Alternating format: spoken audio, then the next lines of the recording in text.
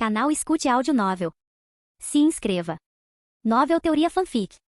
Harry Potter, Eu Sou Voldemort, parte 22, capítulo 213. Cyrus estava pensando na segunda tarefa em sua mente. No entanto, não importava o que Grindelwald tivesse planejado, ou qual conspiração Barty Crouch Jr. e Lord Voldemort tivessem, ele não tinha medo. Na verdade, ele estava até ansioso para que eles lhe trouxessem uma pequena surpresa. Uma vez que ele derrotasse todos, quem mais seria capaz de se colocar diante dele? Ele curvou os cantos da boca, mas no momento em que pensava isso, duas figuras apareceram diante de seus olhos. Eram Ginny e Hermione. Elas estavam com as mãos na cintura, como duas borboletas zangadas. Por que vocês estão aqui? Cyrus perguntou curioso. Eu me lembro que a mesa de vocês não é para este lado. Dentre as mais de 100 mesas, apenas os campeões que ainda estavam competindo sentavam-se juntos. Os assentos de Ginny e Hermione ficavam muito mais longe. Claramente, elas vieram especificamente por causa de Cyrus, e não pareciam ter boas intenções. Cassandra sorriu sem falar, recostando-se em sua cadeira e tomando um gole de sua bebida, com o semblante de quem estava aproveitando o espetáculo. Era claramente um campo de batalha. Não apenas Cassandra, mas todos à mesa ficaram em silêncio. Até as pessoas nas mesas adjacentes viraram a cabeça secretamente para olhar, esperando ver o constrangimento de Cyrus. Assim como muitas garotas estavam apaixonadas por Cyrus, muitos rapazes tinham inveja dele. Sem mencionar que os alunos de Belch Batons já odiavam Ilvermorny até os ossos. Fleur e seu par sentavam-se juntos, olhando para Cassandra com ódio, claramente zangados pelos seus dois colegas falecidos. Na verdade, se não fosse por esse incidente, Fleur poderia ter tentado convidar Cyrus para o baile, mas agora, mesmo que ela não achasse que Cyrus tivesse muito a ver com o assunto, era impossível para ela convidar o diretor de Ilvermorny. Depois, ela tentou convidar Cedrico, mas, inesperadamente, ainda foi rejeitada. No fim, ela teve que escolher casualmente um garoto de Hogwarts como seu par. Isso fez Fleur sentir que nada de bom havia acontecido desde que fora escolhida como campeã. No entanto, Ginny e Hermione não gritaram nem fizeram escândalo como aquelas pessoas esperavam. Em vez disso, pegaram seus copos de cerveja amanteigada e os brindaram contra o de Cyrus, e então cada uma deu um gole, deixando um pouco de espuma em seus lábios. Ginny pousou o copo, lançou um olhar severo para Cassandra, depois olhou para Cyrus e convidou. Eu me pergunto se terei a honra de dançar com você mais tarde. Ou você vai dançar com ela a noite toda? Certamente minhas duas belas damas. Cyrus assentiu levemente. Ginny e Hermione imediatamente deram as mãos uma à outra e saíram felizes. Dumbledore pareceu hesitar por um momento, então inclinou a cabeça e sussurrou no ouvido de Cyrus. Embora eu sempre tenha acreditado que a juventude e o amor são belos, você... Seu olhar dirigiu-se a Cassandra e para Ginny e Hermione que se afastavam saltitantes. O significado era bastante claro. Se alguém agendasse 3 amores de uma vez, isso ainda seria amor? Claro, Dumbledore não poderia ser tão direto. Ele foi um pouco mais sutil. O baile dura apenas algumas horas.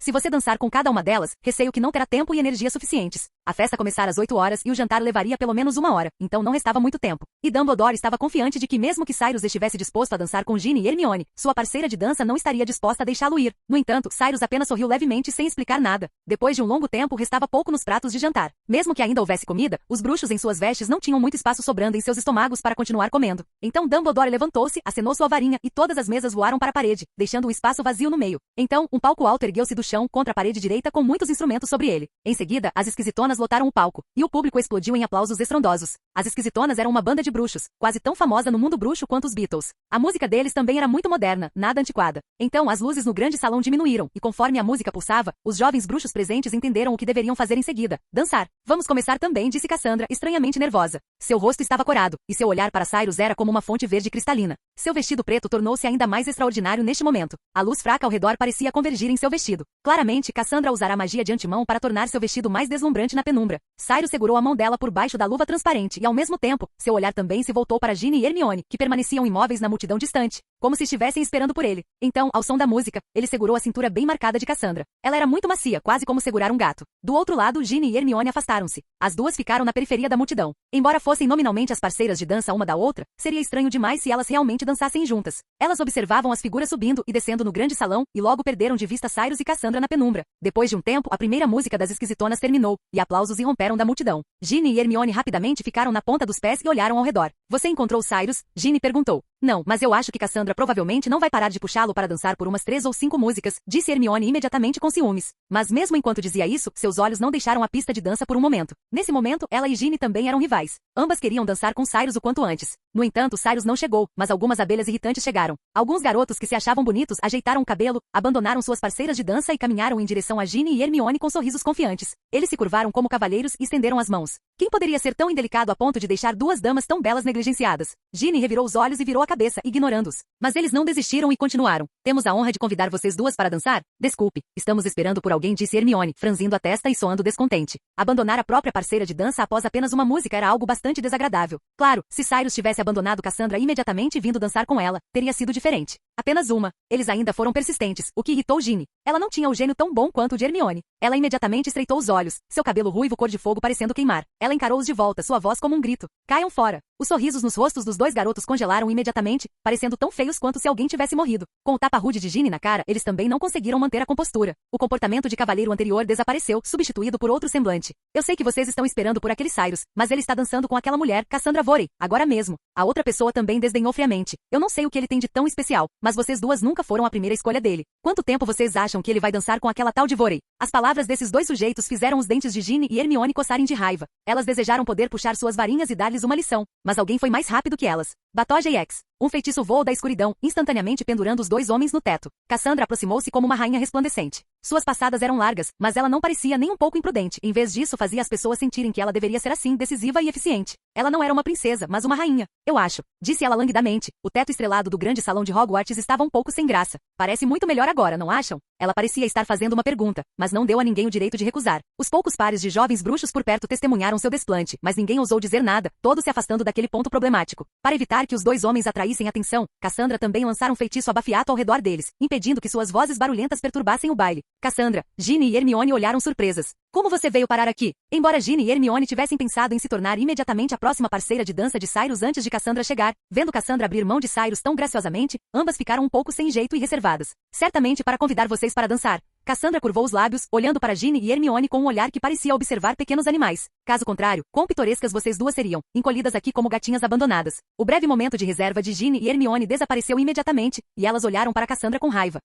Vendo as expressões delas, Cassandra ficou ainda mais feliz e disse com um sorriso, vamos. No entanto, Ginny e Hermione trocaram olhares. A oportunidade de dançar estava agora diante delas, mas quem iria primeiro tornou-se um problema. Mas bem naquele momento, muitos suspiros soaram subitamente no centro da pista de dança. Ginny e Hermione também foram atraídas pelo som e olharam para lá. Elas viram os rapazes e garotas que dançavam juntos abrindo caminho involuntariamente, e ao fim daquele caminho, Cyrus caminhava lentamente em direção a elas. Apenas. Havia 3 Ciruses. 3 Ciruses pararam diante delas respectivamente, estendendo as mãos elegantemente. Alguém quer dançar? Hermione e Ginny ficaram imediatamente boquiabertas. O que está acontecendo? Quem bebeu poção polissuco? Não é poção polissuco, mas um feitiço de clonagem. Cyrus segurou gentilmente as mãos delas, puxando-as para a pista de dança. Ginny e Hermione estavam agora coradas, como duas marionetes deixando Cyrus guiá-las. Eles atraíram a atenção de todos no baile, não apenas pela aparência bela de Cyrus e pela beleza excessiva das 3 garotas, mas também porque, desde que Hogwarts fora fundada, algo tão mágico quanto uma pessoa dançando com 3 pessoas ao mesmo tempo nunca havia acontecido. Tanto que quando a segunda música das esquisitonas começou, muitas pessoas haviam esquecido o que deveriam fazer, e o centro da pista de dança tornou-se subitamente vazio. Eles olhavam maravilhados como espectadores assistindo a um par de patinadores artísticos. Não foi até que os gêmeos Weasley, cada um com sua parceira de dança, invadiram a dança dos 3 Ciruses que eles reagiram. Agora era a hora de dançar. Certamente, Cyrus dançando com várias garotas já era estranho o suficiente. Mas quando Dumbledore e Grindelwald separadamente soltaram a professora McGonagall e Vida, e então deram as mãos um ao outro ao som da música, todos os presentes prefeririam acreditar que estavam sonhando. Eles seguraram um ao outro pela cintura. Dumbledore parecia estar desempenhando mais o papel feminino nessa dança, e Cyrus percebeu num relance que ele era um passivo. Os olhares ao redor pareciam tanto afiados quanto pungentes. Esses olhares caíram sobre os dois velhos, e os semblantes questionadores, até mesmo acusatórios, eram por si só suficientes para esmagar uma pessoa. Mas nem Dumbledore nem Grindelwald pareciam se importar com esses olhares. Os dois pareciam ter esquecido temporariamente toda a sua tristeza e mágoa e na música, retornaram a quase um século atrás. De volta à estação em que as rosas floresciam em Godric's Hollow, Cyrus segurou gentilmente as mãos das garotas, envolvendo Dumbledore e Grindelwald como as 3 pétalas de uma rosa. Grindelwald nem sequer olhou para ele. Em seus olhos, naquele momento, apenas uma pessoa estava refletida, Dumbledore. Não o Dumbledore de hoje, mas o Dumbledore de quase 100 anos atrás. Mas em relação ao relacionamento entre os dois, Dumbledore e Grindelwald nunca explicaram nada diretamente a ninguém até que a segunda tarefa começou. Harry queria muito saber se o que Rita Skeeter dizia era verdade, mas claro, ele não ousou fazer essa pergunta a Dumbledore. No entanto, no dia seguinte ao baile de Natal, ele ouviu dizer que Dumbledore parecia ter levado um soco, e seu nariz já torto agora parecia ainda mais castigado. Mas não importa o que fosse, a segunda tarefa assim começou. Eles se reuniram novamente no campo de quadribol sob o sol da primavera. A temperatura do início da primavera, com a neve ainda não derretida, ainda estava muito fria, mas isso não pôde diminuir o entusiasmo deles.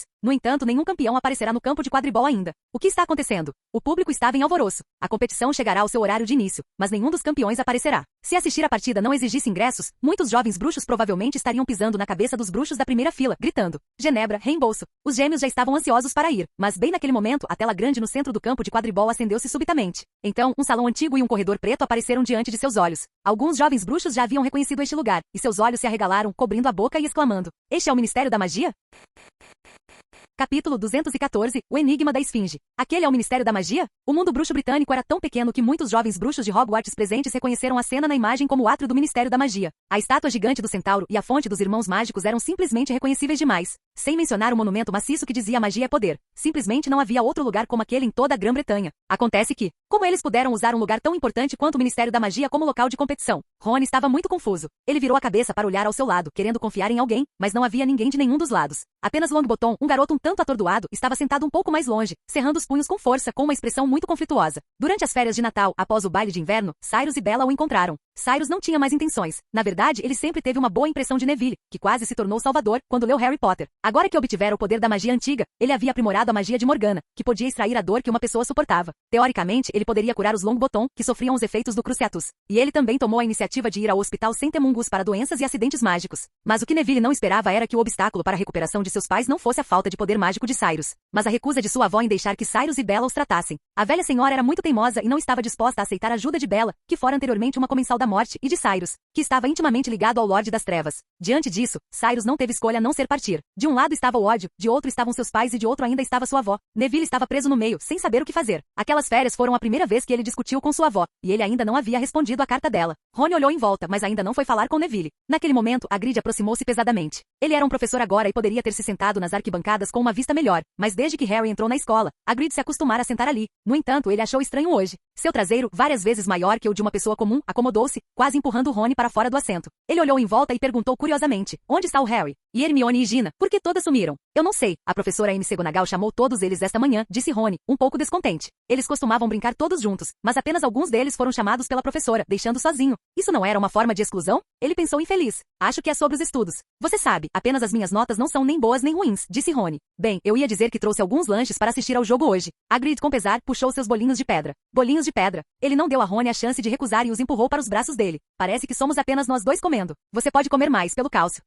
Obrigado. Rony enfiou os bolinhos de pedra na fresta do assento ao seu lado. Ele pensou que se Harry estivesse carregando alguns bolinhos de pedra em suas vestes durante a última partida, o feitiço de Cassandra poderia não ter sido capaz de penetrar. Enquanto ele ainda estava perdido em suas fantasias selvagens, figuras já haviam aparecido na tela. Chamas verdes acenderam-se de repente na longa fileira de lareiras e de dentro das chamas, 6 figuras emergiram. Não era a primeira vez de Cyrus no Ministério da Magia, então ele estava bastante familiarizado com sua estrutura. É claro que Dumbledore era quem mais tinha familiaridade com o local. Nos primeiros 2 anos após Fudge ser eleito ministro, Dumbledore frequentemente ia ao Ministério da Magia para ajudá-lo com os assuntos oficiais. Mas de qualquer forma, usar o Ministério da Magia como local de competição era algo verdadeiramente intrigante para Cyrus. Como a Confederação Internacional de Bruxos convenceu todos os oficiais mágicos britânicos, grandes e pequenos. Isso não era algo que Fudge pudesse decidir sozinho. Ele caminhou pelo mármore preto polido do átrio do Ministério. Atrás dele, Cedrico e Fleur estavam cheios de surpresa. Especialmente Fleur, como francesa, era sua primeira vez vendo o Ministério da Magia britânico e ela estava entrando pessoalmente nele. No entanto, estava claro que todos os materiais de pesquisa importantes e outros documentos cruciais já haviam sido removidos do Ministério da Magia. Presumivelmente, exceto pelo Departamento de Mistérios no 9º nível, aquele lugar havia se transformado completamente em um palco de competição.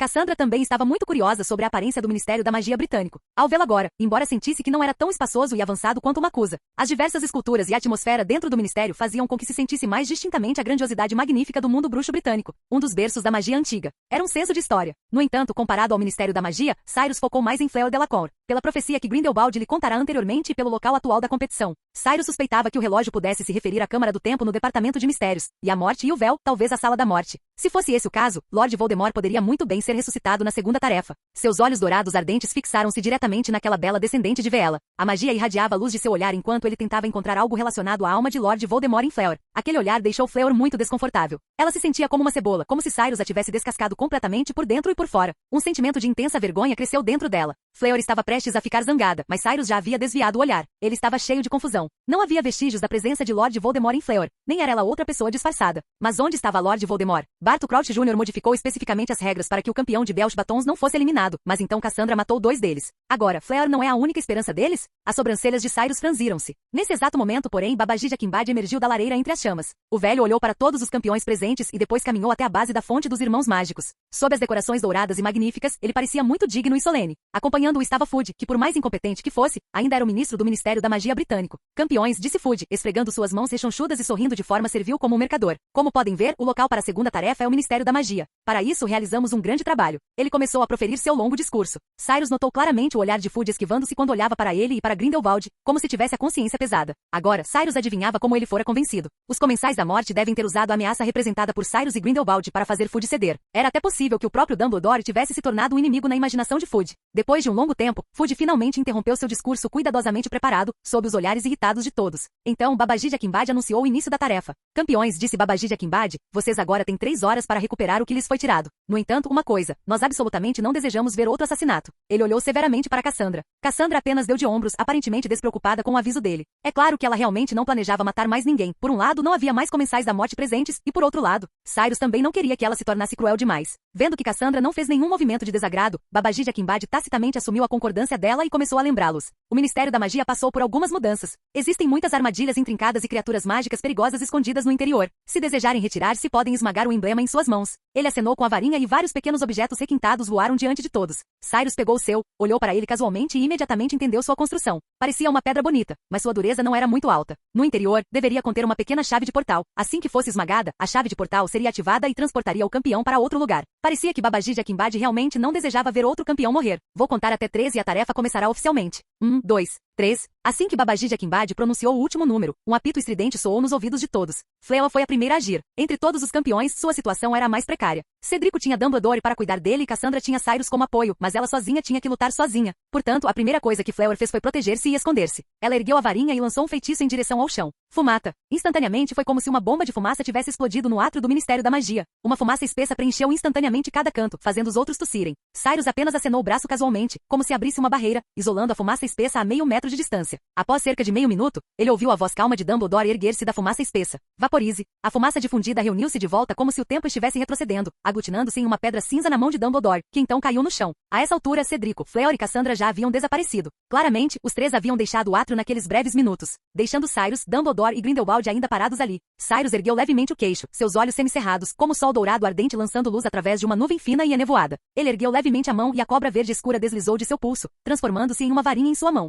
Enfrentando 2 oponentes, Cyrus ainda sentia muita pressão. Embora tivesse aprendido o feitiço de duplicação do magisologista, aquele feitiço não estava realmente aperfeiçoado. As duplicatas também dividiriam seu poder pela metade. Se realmente chegasse a uma luta, Cyrus poderia no máximo se dividir em 2 duplicatas, uma herdando seu poder mágico original e a outra herdando o poder daquelas magias antigas malignas deixadas por Morgana. Dessa forma, ele mal poderia lidar com 2 pessoas ao mesmo tempo, mas o resultado seria difícil de prever. Mas, inesperadamente, Grindelwald não agiu imediatamente. Cyrus podia ver claramente que ele já estava cheio de hostilidade em relação a ele, mas ele zombou e guardou sua varinha. Talvez ele ainda tivesse algumas reservas, afinal, embora Cyrus estivesse preparado para lutar contra 2 ao mesmo tempo, se uma luta realmente começasse, Dumbledore poderia não necessariamente ajudar Grindelwald. Grindelwald passou por Cyrus e Dumbledore, parando quando chegou ao lado de Dumbledore. Ele olhou para Dumbledore, exatamente como uma esposa ciumenta pegando o marido no ato. Estou muito curioso para saber, qual é o seu tesouro mais importante? Grindelwald disse com uma entonação específica. Isso fez Cyrus recordar aquela frase famosa. Você acha que Dumbledore irá lamentar por você? A sensação de déjà vu era forte demais. Verdadeiramente o rei do ciúme. Grindelwald partiu e então Dumbledore também cumprimentou Cyrus educadamente antes de entrar nas profundezas do Ministério da Magia.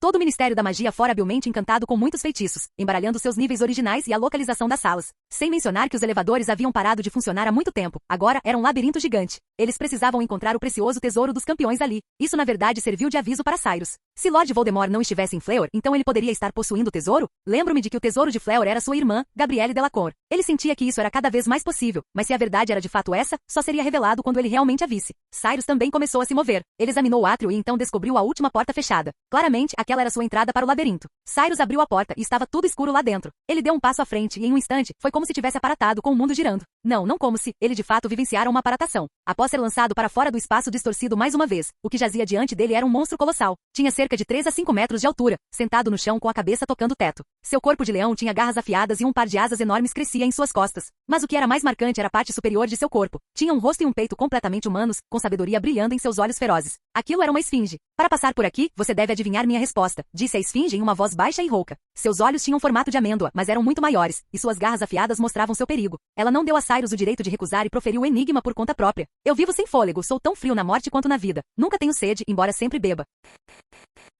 Capítulo 215 Cyrus. Por que não eu fazendo as perguntas para você? Meu Deus, aquilo é uma esfinge. Rony viu Cyrus encontrar uma fera mágica feroz no momento em que entrou na cena e não pôde deixar de se preocupar por ele. O nível de perigo de uma esfinge não era inferior ao de um dragão, especialmente porque essa criatura também gostava de brincar com bruxos, o que a fazia parecer ainda mais maliciosa. Embora Rony tivesse visto Cyrus subjugar um dragão, ele não pôde evitar o sentimento de preocupação naquele momento, porque estava vendo a situação sob sua própria perspectiva. Se ele estivesse parado ali agora, provavelmente teria poucas chances de escapar. Eu me pergunto qual enigma a esfinge perguntou. Rony não conseguia ouvir o som na cena, mas ainda assim franziu as sobrancelhas com força. Ele pensou consigo mesmo que em vez de morrer como um gato brincando com um rato por não conseguir responder ao enigma da esfinge, preferiria enfrentar um dragão. Ele olhou para Grid, querendo reclamar com ele sobre o perigo da esfinge, mas o grandalhão estava mordendo o lenço com força, parecendo delicado, e disse em prantos: "É tão fofa. Espero que Cyrus não a machuque." Rony soube imediatamente que a Grid não era um bom ouvinte. Esqueça, eu deveria ter um pouco de fé em Cyrus. Rony balançou a cabeça e continuou a olhar para a tela. Ele percebeu que a esfinge na cena havia aberto caminho, mas antes que pudesse se sentir feliz por Cyrus, percebeu que Cyrus não tinha intenção de ir embora. O que aconteceu? O tempo retrocedeu alguns minutos. A esfinge tinha acabado de propor sua pergunta e imediatamente estendeu suas patas pesadas, falando com voz rouca. Você tem 3 chances de declarar a resposta. Ela claramente parecia ansiosa para matar Cyrus. No entanto, os pensamentos de Cyrus não estavam no enigma em si, mas sim fixos nas patas dela. Eram claramente patas felinas, as almofadinhas das patas como frutas carnudas, enquanto as garras eram afiadas como adagas.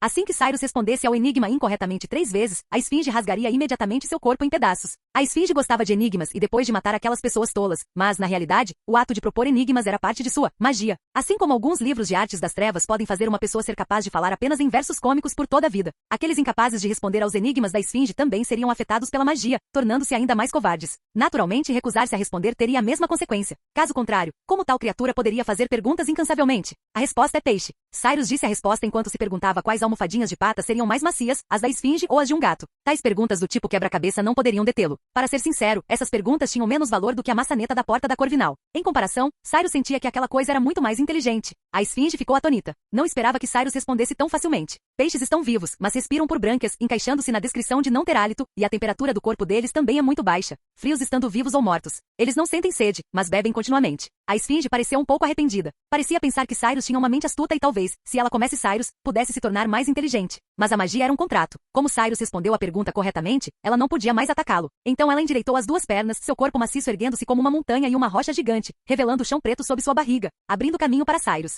Você respondeu corretamente, por favor, prossiga. Seus olhos amendoados olharam para Cyrus e, ao mesmo tempo, Cyrus também ergueu a cabeça, seus olhos carmesim dourados como os de um monarca encarando a fera diante dele. Cyrus curvou friamente o canto da boca, mas seus pés permaneceram imóveis. Quando foi que eu disse que você poderia ir embora? Ele zombou. Não é justo se apenas eu responder às suas perguntas. O quê? Por que você não responde à minha pergunta? A esfinge ficou atônita, seus olhos amendoados agora tão enormes quanto sinos de latão. Ela nunca imaginou que um dia se tornaria aquela que estava sendo questionada. Isso era simplesmente ultrajante. No entanto, ela rapidamente percebeu que isso era uma oportunidade. Se ela respondesse à pergunta feita por este bruxo, não quebraria o contrato mágico anterior, o despedaçaria e comeria seu cérebro. Muito bem, pergunte. A esfinge concordou imediatamente com o pedido de Cyrus. Ela estava muito confiante em si mesma e neste momento estava cheia de expectativa. Seus olhos já estavam cheios de intenção assassina, mas seu rosto de traços humanos ainda sorria, parecendo inofensivo. A esfinge baixou o corpo, esperando apenas que Cyrus propusesse sua pergunta, e então ela forneceria imediatamente a resposta. Isso de fato não era difícil para ela, pois as esfinges nasciam com suas mentes cheias de enigmas e respostas, e então ela mataria este bruxo inteligente. Minha pergunta é difícil, Cyrus disse com um sorriso. O que corre mas nunca anda, tem boca mas nunca fala, tem cabeça mas nunca chora, tem leito mas nunca dorme.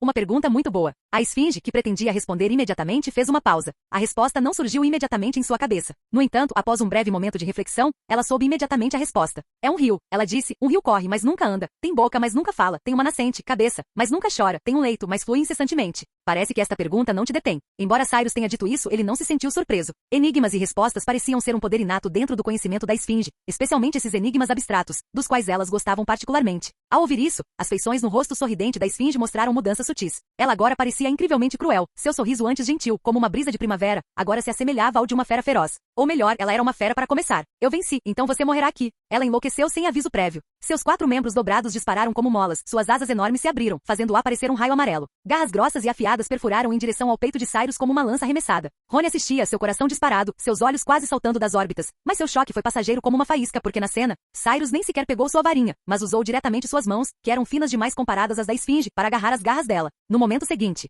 bum! Rony não conseguia ouvir o som, mas era como se até a tela estivesse tremendo. Cyrus deslizou. Não, ele executou um arremesso por cima do ombro, batendo a esfinge diretamente contra o chão. Depois veio outro soco, atingindo a cabeça da esfinge. A mente de Rony forneceu automaticamente o som de ossos quebrando. Ele estremeceu, pensando que Cyrus sem uma varinha poderia ser mais perigoso do que Cyrus com uma varinha. Pelo menos o último deixaria você morrer mais rapidamente. Oh, pobre esfinge, eu sabia que seria um azar encontrar Cyrus. Hagrid chorou como uma criança de 130 quilos. Rony deu um tapinha no ombro de Hagrid. Essa foi a única vez que ele confortou Hagrid genuinamente. A visão voltou para Cyrus. Você pensou que eu te deixaria ir só porque você deu a resposta? Eu não estou preso por magia. Ele zombou, olhando para a esfinge inconsciente. Embora esta criatura mágica poupasse aqueles que respondessem aos seus enigmas, Cyrus não gostava de monstros que presunçosamente atraíam os outros para suas regras. Depois presunçosamente deixavam seus inimigos irem, deixando para trás uma boa história. Isso não é apenas pua? Então, ele ignorou a esfinge, simplesmente jogando-a de lado, e continuou a avançar mais profundamente no Ministério da Magia. Agora o mais crucial era determinar em qual andar ele estava e a passagem para outro andar. Depois que o Ministério da Magia fechou os elevadores, Cyrus não tinha certeza de onde mais poderia ir para outro andar. Caminhando sozinho no corredor vazio e preto, estava mais escuro ali do que nas últimas vezes que Cyrus havia visitado. Os fogos e luzes dentro do Ministério da Magia haviam sido extintos. Para ter um ambiente iluminado, era preciso criá-lo por conta própria.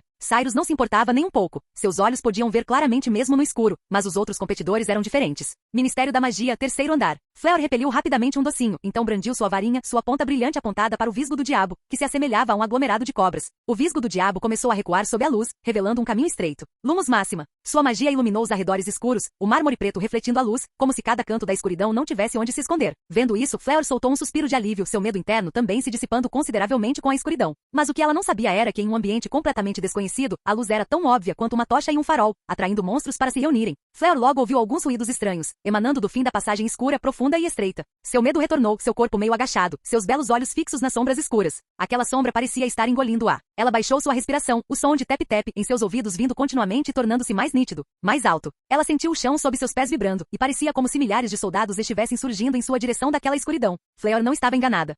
A sombra escura instantaneamente pareceu assumir uma cor vermelha ardente e então pareceu se mover. Não, deveria ser dito que algo na sombra estava se movendo em enxames. Fleur reconheceu rapidamente aquelas coisas, pareciam tartarugas marinhas, mas também caranguejos com muitas pernas blindadas. Aquelas densas pernas de artrópodes batiam no chão, fazendo um som de arrepiar a espinha. Caranguejos de fogo. Caranguejos de fogo com um nível de perigo de apenas 3x, não pareciam ser uma grande ameaça, mas a premissa era que seus números não poderiam ser muito altos. Mas neste momento, eles eram como uma nuvem de gafanhotos. O coração de Fleur foi instantaneamente consumido pelo medo. Ela respirou fundo, sem pensar em avançar, e sem hesitar virou-se e correu de volta. Milhares de caranguejos de fogo surgiram, sobrepujando tudo em seu caminho, devorando tudo em seu rastro. O visgo do diabo, que havia crescido novamente depois que Fleur saiu, foi comido inteiramente em um instante, não deixando nenhum traço de detritos. E esses monstros não mostravam sinais de parar. Faíscas disparavam de suas caudas, impulsionando-os para frente rapidamente, fechando continuamente a distância entre eles e Fleur. Todos os espectadores que testemunharam essa cena não puderam deixar de sentir um calafrio. Se pego por essas coisas, levaria apenas alguns minutos para alguém ser completamente aniquilado. Incontáveis pinças de caranguejo rasgariam cada pedaço de sua pele em tiras, para então enviá-los para suas bocas para serem comidos.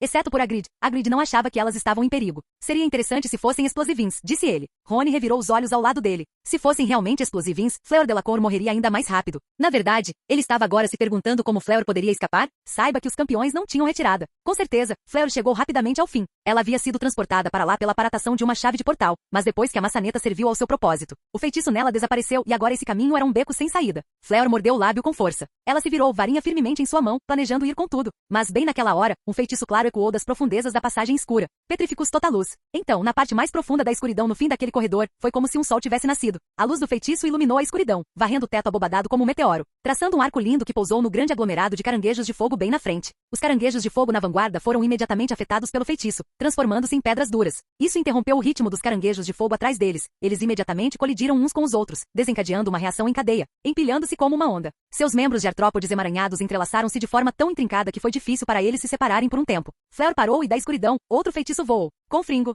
dengue, com uma explosão alta, aqueles caranguejos de fogo, empilhados como montanhas, explodiram imediatamente sob o poder do feitiço. A força do feitiço, carregando os fragmentos dos caranguejos de fogo, banhou o rosto de Fleur como uma tempestade de areia. Assim mesmo, a crise de Fleur foi resolvida. Mas ela não estava nem um pouco feliz, porque o estilo de lançamento de feitiço já fizera adivinhar quem a estava ajudando. Com certeza, Cassandra, vestindo vestes vermelho cereja, emergiu da escuridão. Ela segurava sua varinha como se fosse um grampo de cabelo, seus olhos esmeralda avaliando Fleur. Parece que a campeã de Belch Batons é um pouco indigna de sua reputação? Você não consegue nem lidar com alguns caranguejos de fogo. Por que você não desiste agora? Cassandra caminhava com uma graça felina, passando elegantemente sobre os cadáveres dos caranguejos de fogo. Mesmo mortos, os corpos dos caranguejos de fogo ainda pareciam reter algumas propriedades mágicas. A cada passo que Cassandra dava, faíscas irrompiam sob seus pés, como se fossem flores flamejantes florescendo para ela. Canal Gameplay. Escute áudio novel. Capítulo 216. O Lorde das Trevas e o Lorde das Trevas. Cassandra Volle. Fleor estava em alerta máximo. Os corpos dos caranguejos de fogo amontoados sob seus pés faziam com que ela se sentisse como se estivesse pisando em areia fofa. E Cassandra era como um terrífico tubarão dourado, pronta para despedaçá-la a qualquer momento. O espírito de luta de Fleor vacilou, mas ela ainda não baixou sua varinha. Não era que ela fosse tão forte, mas dado o desempenho de Cassandra na última partida, não resistir poderia significar a morte. No entanto, apesar disso, Fleor também tinha uma pergunta que queria esclarecer. Eu não entendo. Por que você está visando tanto Belch Batons? Na primeira partida, Cassandra eliminou muitas pessoas, mas ninguém morreu exceto pelos campeões de Belch Batons. Ela não conseguia entender o que Belch Batons tinha feito para provocar Cassandra. Poderia ser que essa garota originalmente queria ir para Belch Batons, mas foi rejeitada? Mas Cassandra não tinha intenção de responder à pergunta de Fleor. Não apenas ela não respondeu, mas também disse em francês: desculpe, eu não entendo francês. Então ela levantou a mão e lançou um feitiço. Protego. Clang. O feitiço atingiu o feitiço escudo de Fleor em cheio. Como alguém escolhida como campeã, o nível de lançamento de feitiços de Fleor ainda estava à altura. Na verdade, um graduado qualificado de uma escola de magia deve atingir o padrão mínimo para a seleção de aurores do Ministério da Magia após a graduação.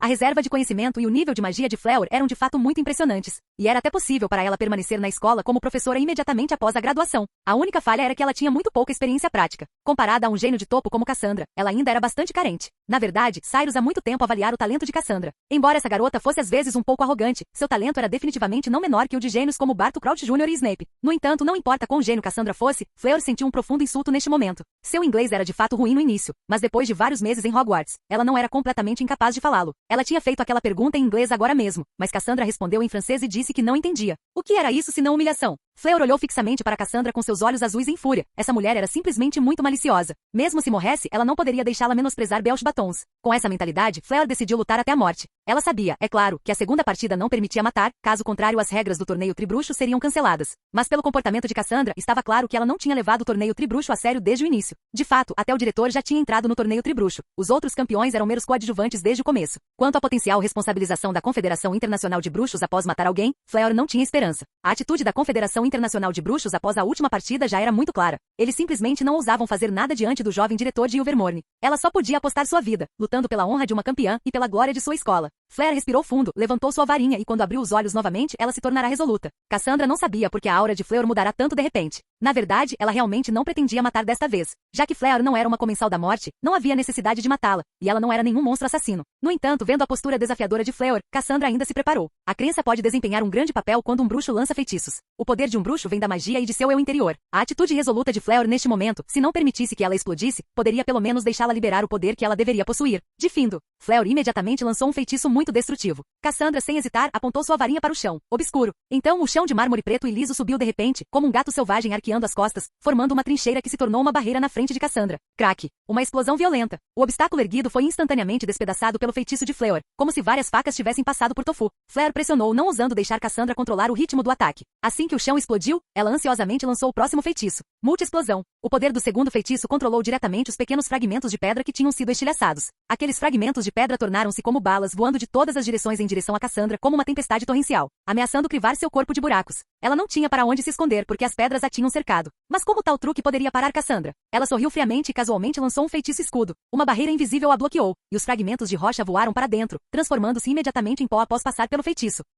Você sujou minhas roupas. Cassandra franziu a testa, sacudindo o pó de seu corpo com uma expressão descontente, então lançou um limpar em si mesma, tornando-se limpa novamente. No entanto, ela já estava um pouco infeliz e queria encerrar a luta rapidamente. Serpent Sortia. Cassandra convocou uma cobra venenosa preta. No momento seguinte, outro feitiço de engorgitamento atingiu a cobra preta que ela tinha convocado. Engorgiu. Bum! Após uma nuvem de fumaça espessa, a cobra venenosa, originalmente com apenas 2 metros de comprimento, instantaneamente tornou-se maior que um basilisco. A cobra preta ergueu sua cabeça triangular, seu olhar frio emanando um cheiro pútrido como água estagnada coberta de musgo. Ela chicoteou sua língua escarlate, sentindo Fleor, que estava envolta em medo na escuridão. Fleor ergueu a cabeça rigidamente. Seu coração parecia como se estivesse sendo espremido, ou melhor, como se estivesse sendo envolvido pelo corpo musculoso do monstro gigante diante dela, tornando difícil respirar. Para um bruxo, bestas ferozes eram inimigos igualmente terríveis, quanto mais um monstro tão enorme quanto um trem, sobre o qual um feitiço de engorgitamento tinha sido lançado. A cobra venenosa tomou uma postura de ataque, erguendo 1/3 de seu corpo. Suas escamas neste momento pareciam ainda maiores que uma mão humana. Aquelas escamas abriam e fechavam como aço, como se respirassem. Ela tinha encontrado seu alvo. Aquela cabeça enorme e terrível imediatamente bateu em direção a Fleor. Tudo. O chão de mármore se despedaçou sob o impacto. Fleur rastejou pelo chão, esquivando-se por pouco do ataque, mas a enorme cabeça da cobra preta estava a apenas centímetros dela. O cheiro pungente emanando das narinas em fenda da cobra saltou diretamente seu nariz.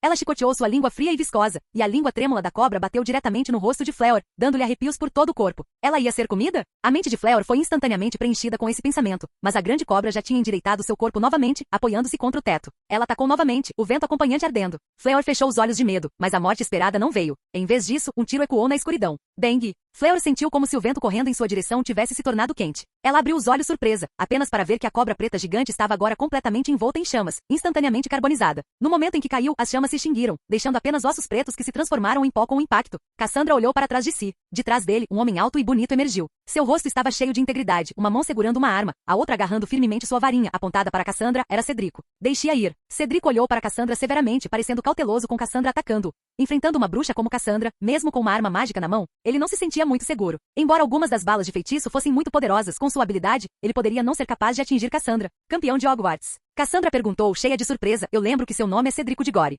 Cyrus mencionou você especificamente, dizendo que você é um talento promissor. Mas o que você está fazendo aqui? Isso não é da sua conta, é? Não é da minha conta, mas eu não posso deixar você matá-la. Cedrico disse seriamente, Harry disse que você não é uma pessoa má, mas... Ele fez uma pausa, erguendo o queixo, deixe-a ir. Cassandra olhou para o cano escuro da arma que Cedrico estava apontando para ela, e por um momento ela parou seu ataque. Ela já tinha experimentado o poder das balas de feitiço na primeira etapa. Os poucos feitiços mais poderosos poderiam até romper seu super feitiço escudo instantaneamente. Lutando contra Cedrico, que estava armado com uma arma, e Fleur ao mesmo tempo, Cassandra não estava inteiramente confiante de que poderia vencer, e além disso, Fleur Delacour não era uma comensal da morte de qualquer maneira, então ela não precisava continuar pressionando o ataque. Então ela abriu as mãos, indicando que não continuaria a atacar. Vem aqui! Cedrico gritou e Fleur, que estava deitada no chão, finalmente reagiu, rastejando das cinzas da cobra preta morta para o lado de Cedrico. Os dois originalmente pretendiam sair exatamente assim, mas Cedrico parou de repente. Ele virou a cabeça e olhou para Cassandra e após muita hesitação, ele ainda estendeu um convite. Senhorita Vole, por que não cooperamos? Cedrico disse. Cooperar? Não apenas Cassandra, mas até Fleur franziu a testa. Ela olhou para Cassandra com raiva, sua resistência interna claramente visível em seu rosto sem precisar de palavras. Afinal, apenas alguns minutos atrás, essa mulher quase tinha tirado sua vida. Nossa força não é páreo para os dois diretores e o bruxo das trevas Grindelwald, e é por isso que devemos reunir nossa força ainda mais. Estava claro que Cedrico era diferente de Cassandra. Mesmo na situação atual, ele não tinha desistido da ideia de vencer. Você é muito forte, Cedrico continuou, mas eu sei mais sobre o Ministério da Magia do que você.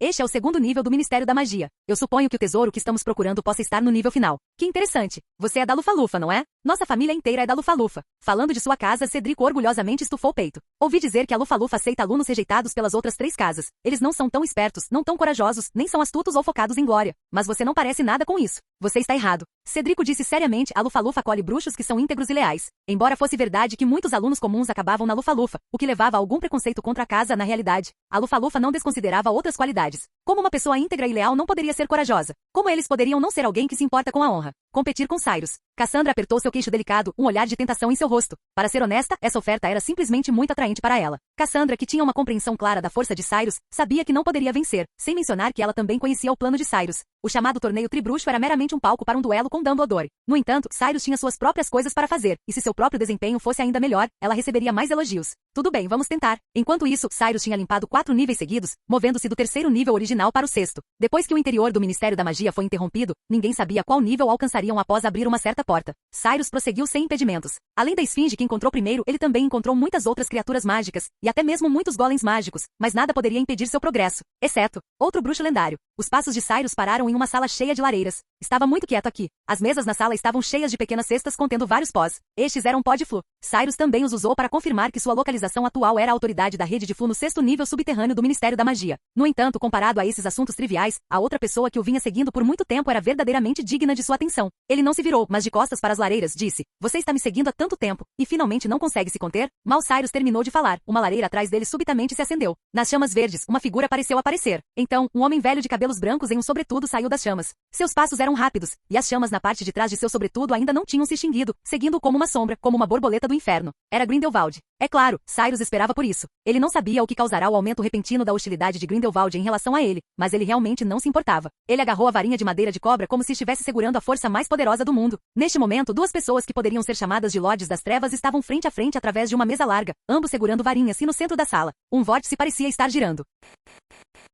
Capítulo 217. Sepani. Quando se trata de ser um ser humano, o mais importante é o tempo. Eu não esperava que você me encontrasse. Achei que estava bem escondido. Grindelwald disse surpreso. Ele estava de fato bem escondido, oculto dentro da rede de Fu na forma de fogo. Teria sido impossível descobrir a localização de Grindelwald simplesmente por rastros mágicos. O problema era que Cyrus não era um bruxo comum. Ele podia ver através dos rastros da magia antiga e após ganhar o poder do pássaro trovão, também podia inferir muito a partir de rastros mágicos gerais. Sem mencionar que Grindelwald apenas apagara seus rastros mágicos, mas ignorara a hostilidade inconsciente que revelara antes do início da partida. Como a intuição de Cyrus, comparável à de uma criatura mágica, poderia ignorar um bruxo tão extremamente perigoso? Você sabe, eu originalmente ia lançar a maldição da morte diretamente em você, Grindelwald disse suavemente.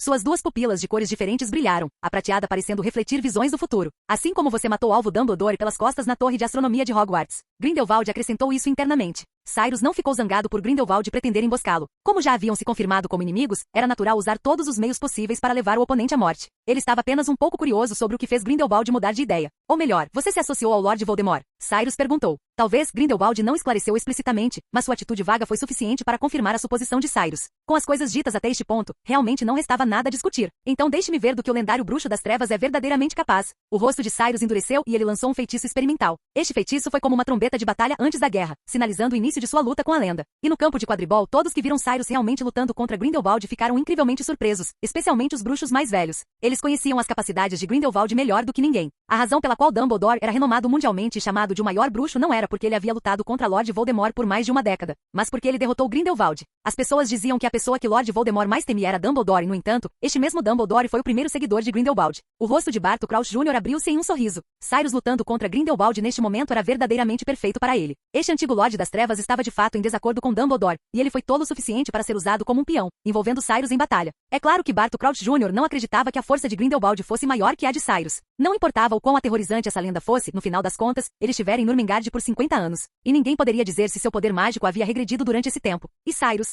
Ele era aquele que havia inclusive derrotado o Lorde das Trevas. Mas mesmo assim, Barty Crouch Jr. esperava que ambos ficassem gravemente feridos, para que quando o Lorde das Trevas ressuscitasse, seu único obstáculo fosse Dumbledore. Aquele cara é verdadeiramente insano. Ele acha que Grindelwald será tão fácil de lidar quanto Dumbledore? Umbridge disse isso, mas suas palavras e expressão revelavam um prazer cruel. Na partida anterior, ela fora humilhada por Bella de todas as formas e deixada inconsciente por um tapa de Cyrus, quebrando inclusive metade dos ossos de seu rosto. Se este não fosse um mundo mágico, ela poderia ter ficado desfigurada há muito tempo. A dor era uma coisa, mas ser desonrada na frente de milhares de pessoas, até mesmo de todo o mundo mágico, era o que Umbridge achava mais insuportável. Neste momento, ela amaldiçoava maliciosamente Cyrus em seu coração para morrer nas mãos de Grindelwald. Na partida anterior, embora Cyrus tivesse tido uma troca experimental com Dumbledore provando a força de Cyrus, ninguém acreditava que Cyrus fosse realmente o oponente de Dumbledore, porque naquele teste, nem ele nem Dumbledore haviam usado toda a sua força. E todos sabiam que Dumbledore era uma pessoa gentil e educada. Ele não mataria e raramente machucaria alguém. Aquele duelo inconclusivo, aos olhos da maioria, foi meramente a tolerância de Dumbledore para com o novato. Por isso ele não usou seu poder total. Mas este garoto realmente acha que suas habilidades podem ser comparadas a Dumbledore e Grindelwald. Que tolo. Umbridge zombou friamente. Grindelwald não é tão misericordioso quanto Dumbledore. Snape, não muito longe, lançou-lhe um olhar frio, como se olhasse para um palhaço. Quanto às habilidades de Cyrus, Snape as conhecia melhor do que ninguém. A primeira vez que ele conheceu Cyrus oficialmente foi em Godric's Hollow. Naquela época, o poder de Cyrus era muito menor do que agora, mas ainda o deixava incapaz de resistir. Depois, Cyrus derrotou sucessivamente o Lord Voldemort, que possuíra o Duende, e até o próprio Lord Voldemort. Agora, Snape podia sentir cada vez mais o poder aterrorizante dentro de Cyrus. Ele achava difícil imaginar alguém neste mundo mais forte que Cyrus.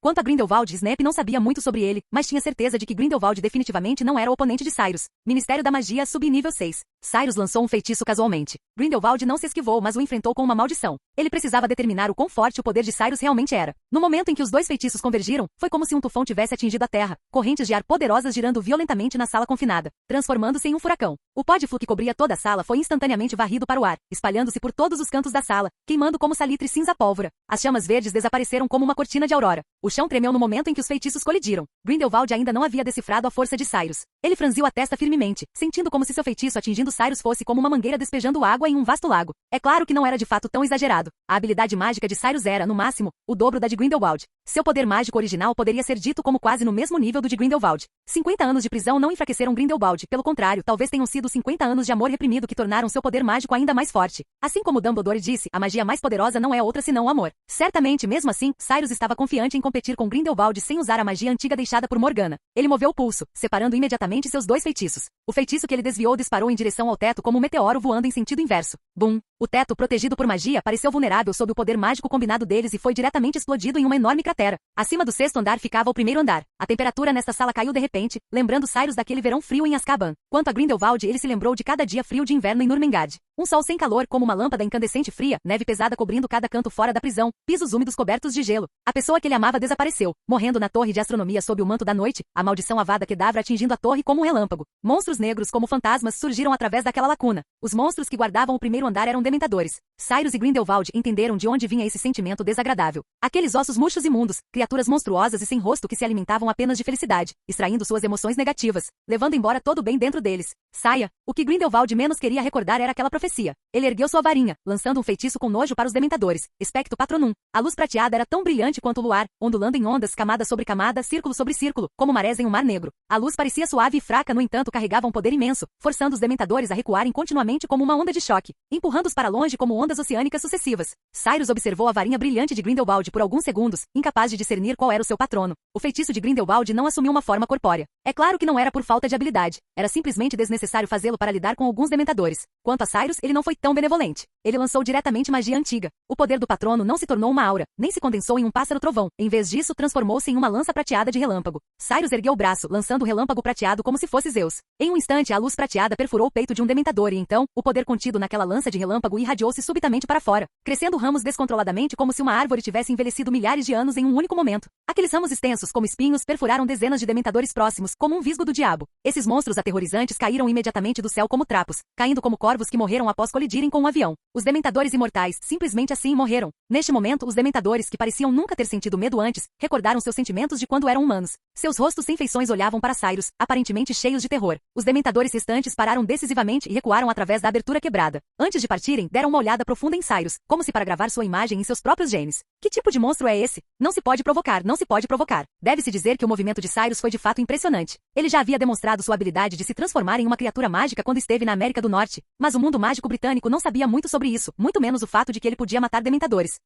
No entanto, dementadores não eram criaturas particularmente formidáveis para começar. Suas fraquezas eram óbvias demais. Então se podiam ser mortos ou não fazia muita diferença. Grindelwald pensaria, no máximo, que Cyrus havia inventado um novo feitiço. E não acreditaria que o poder mágico de Cyrus fosse tão imenso a ponto de poder matar dementadores. Então ele moveu seu bigode, um pouco descrente. É apenas um feitiço que ele inventou, não é? Como se ninguém mais pudesse fazê-lo. Grindelwald caminhou elegantemente, girando sobre si mesmo como um bailarino, lançando o feitiço fogo maldito que Cyrus já havia usado muitas vezes antes. As chamas azuis misteriosas eram como uma hortênsia azul gigante, as chamas como uma maré. Não importa quantas vezes visse, Cyrus tinha que admitir que o fogo maldito era um feitiço incrivelmente versátil, combinando ataque e defesa, e possuindo inclusive identificação de amigo ou inimigo. Poderia destruir Paris com um único golpe, e defensivamente, poderia bloquear todas as maldições exceto a maldição da morte. Mesmo a maldição da morte, a menos que lançada com a intensidade da de Lord Voldemort, poderia não ser capaz de romper a defesa do fogo maldito. No campo de quadribol, Fudge, vendo esta cena, ficou completamente estupefato. Se Grindelwald tivesse permissão para liberar o poder do fogo maldito em sua plenitude, o Ministério da Magia não seria diretamente obliterado? Que Ministério da Magia do primeiro ao 10º andar? Se tornaria um grande terreno baldio subterrâneo em minutos.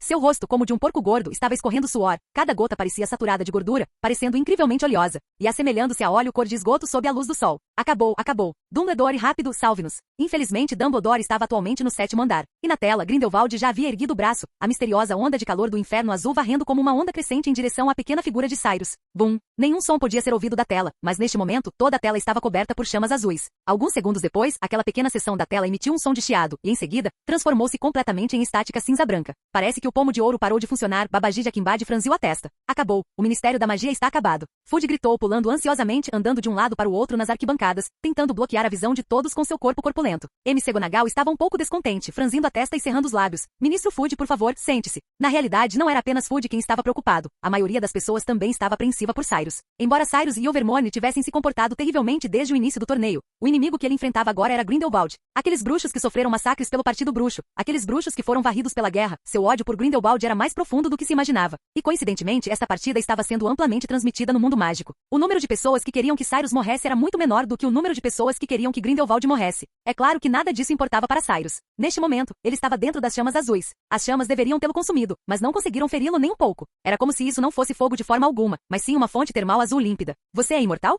O rosto de Grindelwald estava cheio de surpresa, até mesmo pavor, e seu olhar para Cyrus era de certa forma incompreensível. Ele não conseguia entender como um feitiço poderoso o suficiente para destruir Paris não teve efeito algum diante de Cyrus. Imune ao fogo e à água. Não parecia exatamente com isso. Poderia ser que sua resistência mágica fosse tão forte que mesmo o fogo maldito não pudesse feri-lo nem um pouco? Ao ouvir isso, Cyrus apenas sorriu. Como eu poderia ser imortal? Ele disse suavemente, inclusive estendendo ativamente sua mão para as chamas escaldantes, tão casualmente quanto colhendo uma flor de um jardim. As chamas azuis murcharam em sua mão. Grindelwald, você sabe qual é a coisa mais importante sobre ser uma pessoa? O quê? Grindelwald ouviu a pergunta sem sentido de Cyrus, incapaz de pensar em uma resposta por um momento. A coisa mais importante sobre ser uma pessoa? Ambição? Coragem? Lealdade? Ou sabedoria? Ou talvez força? Enquanto pensava, viu Cyrus balançar a cabeça, levar sua varinha verde escura aos lábios e proferir suavemente algumas palavras. É claro que é o toque certo. Então, aos pés de Cyrus, a onda de calor do inferno vermelho sangue subiu. Onda de calor do inferno.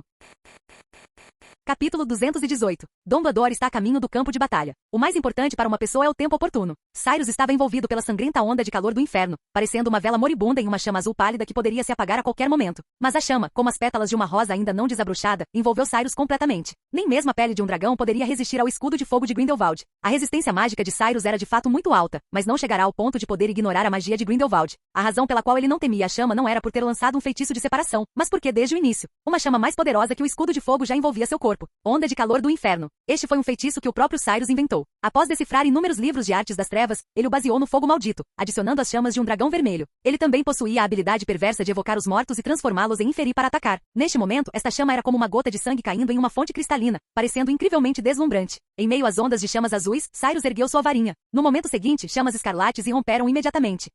Com o lugar onde Cyrus estava como centro, as chamas começaram imediatamente a se espalhar como um tufão. Era como se uma piscina gigante tivesse seu ralo aberto, formando um enorme vórtice de chamas. Em um instante, a onda de calor do inferno engoliu mais da metade do escudo de fogo. As chamas surgiram em todas as direções como sangue, preenchendo cada canto da sala e até se espalhando para além dela. Era como se uma montanha de cadáveres e um mar de sangue estivessem pressionando Grindelwald. Ele deu um passo para trás rapidamente, erguendo simultaneamente sua varinha. Chamas azuis subiram, como se estivessem forjando uma parede indestrutível, como um penhasco parado à beira-mar por milhares de anos, suportando o impacto das ondas. Bum! Ele era, afinal, o lendário bruxo das trevas. Embora o escudo de fogo de Grindelwald fosse um pouco mais fraco em termos de poder ofensivo, como o nome sugeria, seu poder defensivo era extremamente forte. Aquelas chamas azuis anteriormente selvagens e extravagantes agora se reuniam completamente, envolvendo Grindelwald como um casulo, isolando a onda de calor do inferno de Cyrus. Então Grindelwald lançou um feitiço mais uma vez, liberando uma energia poderosa de seu corpo velho e murcho. Separação de chamas. Em um instante, o casulo de chamas que o envolvia se estilhaçou. As chamas azuis se espalharam como asas gigantes. Onde quer que as chamas se estendessem, a onda de calor do inferno de Cyrus também curvava a cabeça como talos de arroz em um vento forte. Feitiço de separação.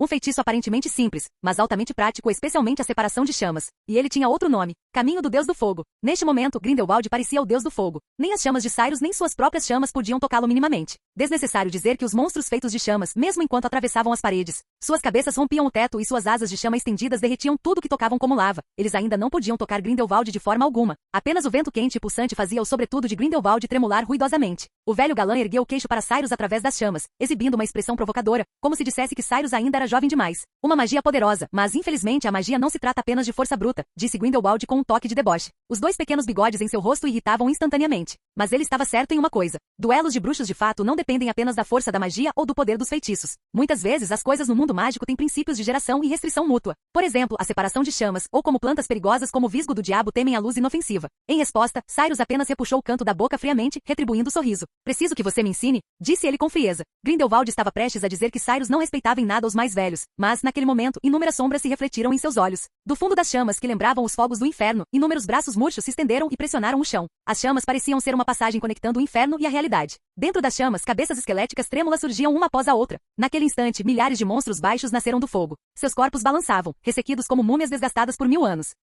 As duas sobrancelhas brancas de Grindelwald estavam fortemente franzidas, completamente desprovidas de seu desdém e leviandade anteriores. Ele uma vez planejou com Dumbledore produzir inferi em massa usando as relíquias da morte, então como não reconheceria o que eram essas coisas? Tantos inferi ele segurou sua varinha com força, seus passos tornando-se involuntariamente mais pesados. O que mais o perturbava não era o número de inferi, mas suas características únicas. Normalmente produtos mágicos sombrios e malignos como o inferi, assim como o visgo do diabo temem a luz e o fogo. No entanto, esses inferi convocados por Cyrus emergiam das chamas, o que significava que os métodos habituais de lidar com eles eram completamente inúteis. Grindelwald ergueu sua varinha sem hesitar para os monstros que estavam na frente. Bombarda. Crack. Era muito mais poderoso do que feitiços lançados por pessoas comuns. Grindelwald limpou uma grande área à sua frente com apenas um golpe. Os inferi atingidos por seu feitiço pareciam ser submetidos ao poder da rotação do tempo, transformando-se em pó em um instante. Ao ver seu movimento surtir efeito, a expressão de Grindelwald não melhorou, porque das chamas, os monstros surgiam como se fossem infinitos. Bombarda. Feitiço de explosão. Grindelwald lançava feitiços continuamente contra os inferi. A intensidade de sua magia era espantosa, cada golpe causando uma explosão violenta, e todo o Ministério da Magia tremia sob seu ataque. Fleur e os outros, que já haviam formado uma aliança, ainda tentavam passar pelos desafios. O chão sob seus pés balançava violentamente, e a poeira caía do teto acima. O que diabos está acontecendo?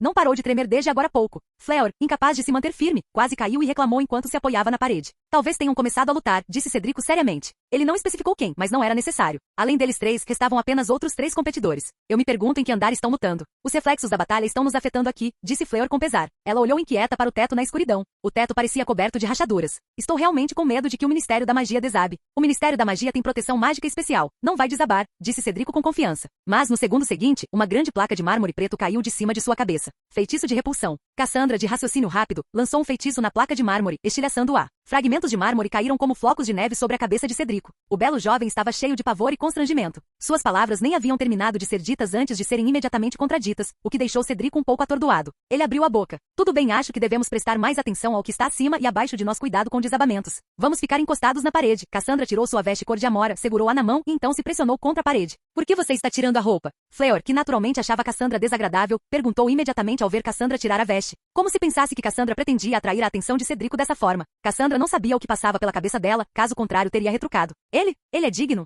Se o chão desabar, a veste pode ser usada como um cobertor, e um feitiço de levitação pode salvar uma tola como você, disse Cassandra sem cerimônia. Eu não preciso que você me salve. Fleur tirou irritada sua própria veste azul e, imitando Cassandra, pendurou-a no braço. Mas antes que pudesse se pressionar contra a parede, ouviu um estrondo alto vindo das profundezas do andar. Tum! Como um terremoto, o chão balançou violentamente. O pé de Fleur escorregou, e o chão de mármore preto sob ela fez um som nítido de craque. Estrondo. Em um instante, todo o corredor desabou. Cedrico e Cassandra ficaram atonitos, e Fleur ficou ainda mais em pânico. Ela quis lançar um feitiço, mas a sensação súbita de ausência de peso e a queda incontrolável a deixaram incapaz de fazer qualquer coisa a não ser arquejar. Cassandra lançou sem hesitar a veste que tinha na mão, transfiguração em prancha. A veste macia tornou-se instantaneamente dura como rocha. Wingardium Leviosa. Então, outro feitiço de levitação. A veste de Cassandra moveu-se rapidamente, mas mais rápida do que ela foi a chama, fluindo como lava sob o chão que desabava. Uma enorme língua de fogo subiu, como um monstro enrolando sua língua carmesim, seus olhos prestes a engolir Fleur. Aquele era o 6º andar. A chama também era a chama de Cyrus. Grindelwald havia separado o fogo intenso, mas esta chama não cessou. Em vez disso, preencheu instantaneamente todo o 6º andar e já estava se espalhando em direção ao 5º. Cassandra e Cedrico agarraram-se firmemente à parede.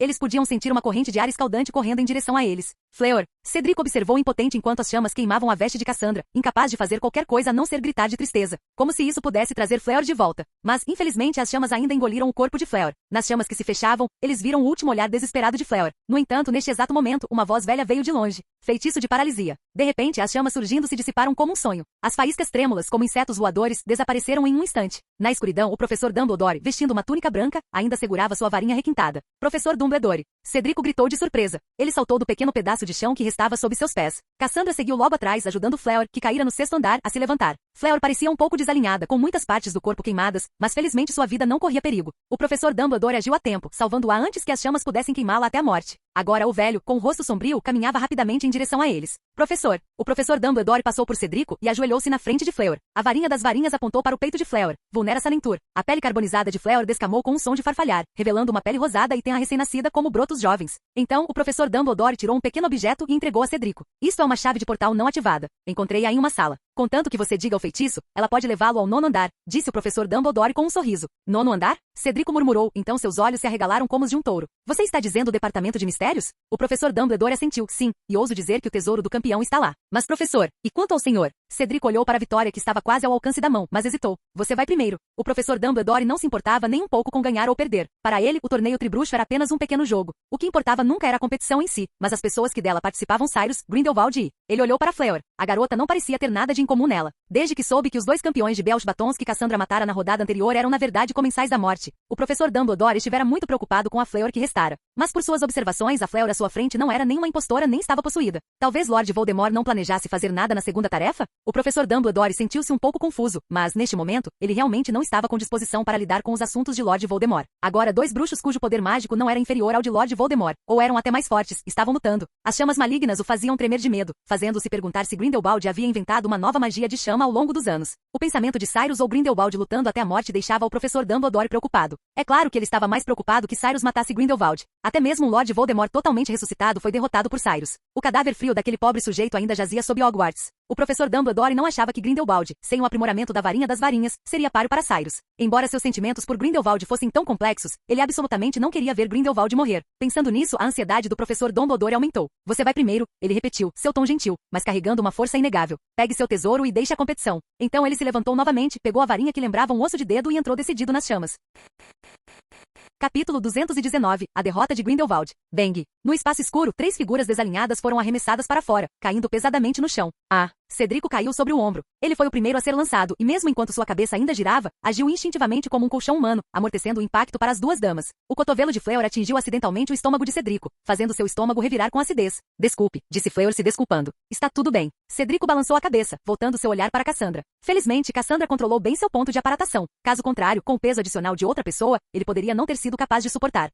Cassandra, no entanto, ignorou o olhar dele e examinou o espaço escuro. Era um corredor longo, o chão e o teto quase indistinguíveis, com paredes pretas lisas refletindo suas sombras. Este é o departamento de mistérios? Perguntou ela. Deveria ser, respondeu Cedrico enquanto se levantava do chão, esfregando o estômago e o ombro. O departamento de mistérios é o lugar mais confidencial do Ministério da Magia. Tudo aqui é segredo absoluto. Deixe de lado eu, até meu pai nunca esteve aqui. Enquanto falava, ele olhava para a esquerda e para a direita naquele lugar misterioso, com os olhos cheios de curiosidade e vigilância. Comparado a outros andares, o departamento de mistérios parecia um pouco silencioso demais. Nenhuma armadilha apareceu ali, e mesmo os drones mágicos que o seguiam não entraram. No entanto, isso era natural. Permitir que entrassem no departamento de mistérios durante a competição já era um feito incrível. Se também fosse transmitido ao vivo, os segredos do Ministério da Magia seriam completamente expostos. Vamos, parece um pouco opressor aqui. Fleur olhou inquieta para o lado, encontrando seu próprio olhar na parede preta. Ela não pôde evitar um calafrio, esfregando os ombros. Cedrico e Cassandra não tiveram objeções a isso. A estrutura do departamento de mistérios era muito simples. Atualmente havia apenas um caminho diante deles. Eles deram passos, seus sapatos de couro fazendo sons de chapinha-chapinha no chão, e suas solas pareciam pegajosas, como se estivessem pisando em arroz macio e glutinoso,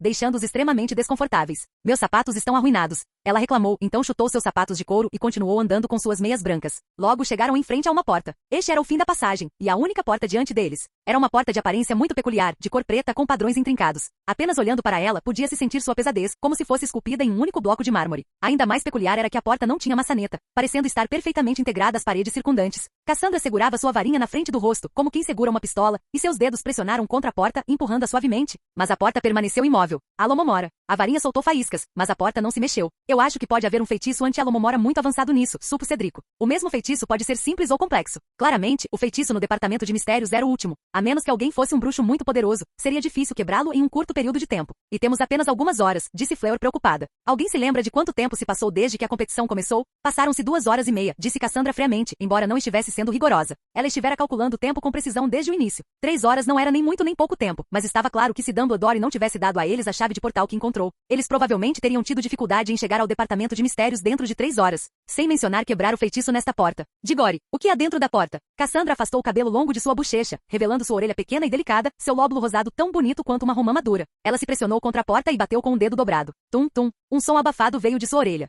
Cedrico ponderou por um momento, incerto se deveria revelar segredos sobre o Ministério da Magia britânico. No entanto, ele pensou sobre isso e percebeu que o que sabia era muito superficial, sem mencionar que se esta porta fosse aberta, os chamados segredos não seriam mais segredos. Então ele disse, ouvi dizer que existem muitas portas dentro do departamento de mistérios. Ele apertou o queixo, lembrando-se dos fragmentos de informações que aprenderá com várias pessoas ao longo dos anos. Você deve saber que existem algumas magias inatas neste mundo. Sua forma é claramente difícil de explicar, e é muito difícil, não, quase impossível de controlar. E o departamento de mistérios estuda essas magias. Então, temendo que Cassandra e Fleur pudessem ter dificuldade em entender, ele deu um exemplo. Como vira-tempo. Estudantes excelentes como Cedrico de fato aprenderam sobre o vira-tempo. No entanto, como Hermione, ele não insistiu em fazer todos os cursos eletivos, mas desistiu de alguns nos quais não estava interessado. O tempo é de fato uma magia inexplicável, disse Cassandra suavemente. Ela sabia que Cyrus já havia sofrido com o vira-tempo antes, e Cyrus às vezes contava essa história como uma anedota para os jovens bruxos em Ilvermorny. O que é um vira-tempo? Fleur nunca tinha ouvido falar do vira-tempo, então estava particularmente curiosa. Ele pode realmente reverter o tempo? Não, o tempo não pode ser revertido, e a realidade não mudará, disse Cedrico. Um vira-tempo pode levar você de volta ao passado, mas nada do que acontecer mudará.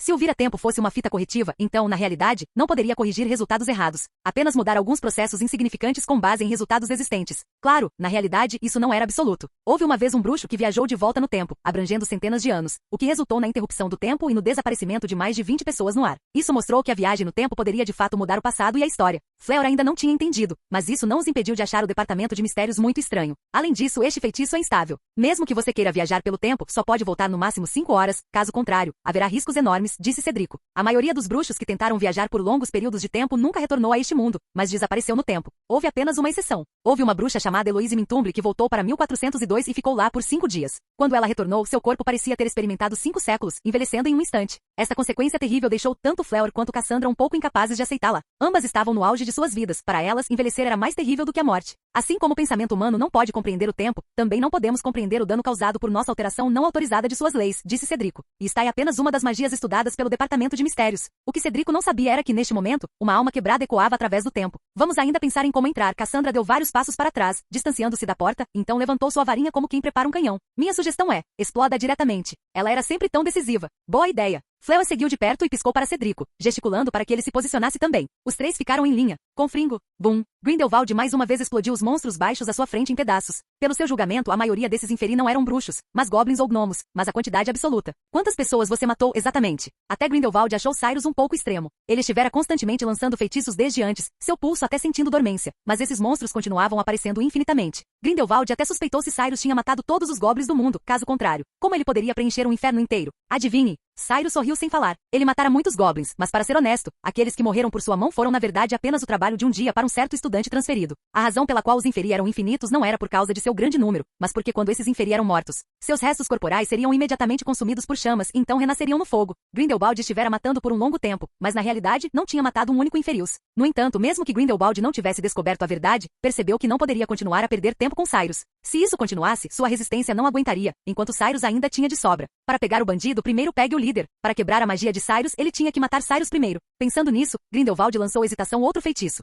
Ele apontou sua varinha para frente, e um halo poderoso emanou de sua ponta, espalhando-se como ondulações. Isolamento de inferi. Em um instante, uma barreira invisível, como camadas de espuma branca empilhando-se em ondas, bloqueou todos os inferi. Não apenas os inferi. Tudo foi isolado por Grindelwald. As chamas se extinguiram, paredes e móveis foram derrubados, então esmagados em pó pelas ondulações que se espalhavam. No centro dessas ondulações, apenas Cyrus e Grindelwald permaneceram de pé, como gotas de água caindo em um lago ondulante. No momento seguinte, os dois desapareceram subitamente de suas posições originais. Naquele instante, tudo pareceu desacelerar imensamente. As chamas na tempestade eram precariamente claras. O tampo da mesa, lançado pela onda de choque, parecia congelado no ar. O pó de flúor restante flutuava, mas parecia estar suspenso no ar, tecendo-se em um véu leve e fluido.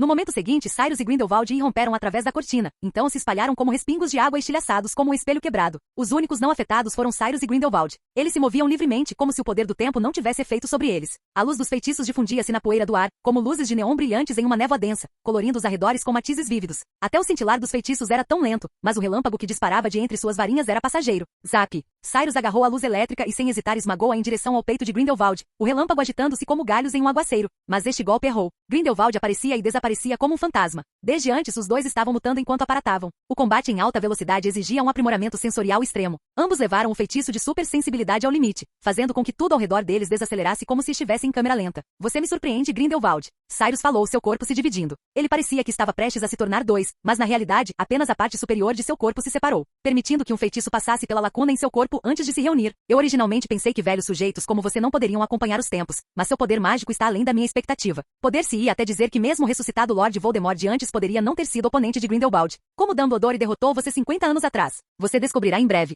Grindelwald ofegou pesadamente, parecendo ter um ataque de asma. Mas era compreensível, depois de 50 anos vivendo em um lugar como Nurmengard, onde o ar era úmido e frio, ele deve ter ficado muito debilitado. Neste momento, Grindelwald sentiu como se houvesse uma bola de fogo queimando em seu peito, e ele era como um punhado de terra amarela, coberto de rachaduras sob o calor do fogo, pronto para desmoronar ao toque. Cyrus viu sua fraqueza e decidiu encerrar a batalha. 2 horas e meia haviam se passado. Não havia mais tempo para ele brincar preguiçosamente. Cyrus baixou a cabeça e quando abriu os olhos novamente, uma luz elétrica vermelho-dourada brilhante rompeu. Ela realmente rompeu. A área ao redor de seus olhos brilhou com um branco avermelhado translúcido como ferro em brasa. E um feixe de luz escaldante disparou instantaneamente em direção à cabeça de Grindelwald. Olhos elétricos perfurantes. Em um instante, Grindelwald viu sua própria morte. Uma luz elétrica cor de sangue perfurando seu crânio, matando no local. Neste momento, Grindelwald sentiu que sua respiração era tão difícil, o ar seco e escaldante. Inalar para sua cavidade nasal era tão desconfortável quanto mastigar uma barata viva. Este é o fim? Ele sentiu como se sua vida tivesse chegado ao fim, e ele estava tão impotente para salvar a vida de Dumbledore. A escuridão surgiu novamente e Grindelwald retornou à torre de astronomia, onde um Dumbledore branco acinzentado estava diante dele. Ele sabia claramente que este era o futuro próximo. Dumbledore morreria pelas mãos de Cyrus.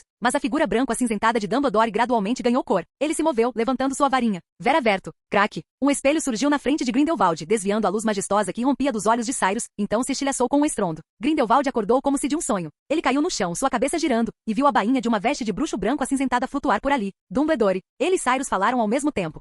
Fim do vídeo.